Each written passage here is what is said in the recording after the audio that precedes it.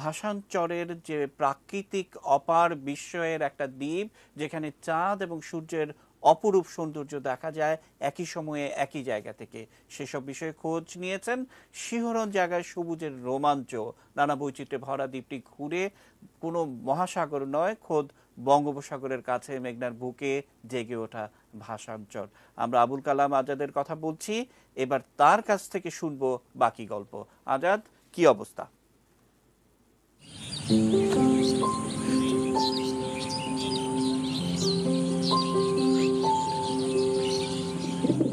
পাখির কলরবে এখানে ভোর হয়, সবুজ ঘাসে ছেয়ে গেছে চরের জমিন। শ্বাসমূল কেওড়া সহ নানা প্রজাতির গাছগাছালিতে অদ্ভুত প্রকৃতির রূপ। সাত সকালেই আবহমান গ্রাম বাংলার চিরায়ত ঐতিহ্য পোষা প্রাণীর বিচরণ। কারোর মিতালি জলে, কেউ বা নিজের অস্তিত্বের জানান দেয় সুরে সুরে। অথই জলের মাঝে দ্বীপের উর্বর পলিতে সোনা ফলে, দোল দিয়ে যায় হেমন্তের বাতাস, শস্য খেতে সোনালি আভা ছড়ায়। আবহাওয়ার কথা বলতে গেলে খুবই সুন্দর একটা পরিবেশ। এখানে শীত অনেক কম, মাইলের পর মাইল গাছগুলা এত আর কখনো দেখি নাই এত সুন্দর। ভাতে মাছে বাঙালি প্রবাদ যেন এখানে সার্থকতা পেয়েছে। খালবিল লেকে হরেক রকম মাছের আনাগোনা, ছৌ মেরে খাবার জোটায় পাকপাখালিও। এখন শীতে অনেক রকম অতিথি বাকি আছে, যারা ঘুরতে আসবে এখানে অনেক সুন্দর মুভমেন্ট তারা উপভোগ করতে পারবো। এখানকার আকাশ এক বিস্ময়। পড়ন্ত বিকেলে ওই আকাশে উঁকি মারলেই তা ধরা দেয়। বেলা যত গড়ায় আলোর রোশনাই ছড়ায় দ্বীপে।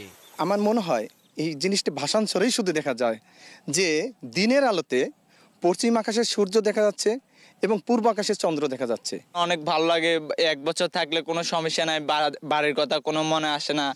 নাগরিক জীবনের কোলাহল ছেড়ে দুদণ্ড বিরাম মিলবে এই চরে।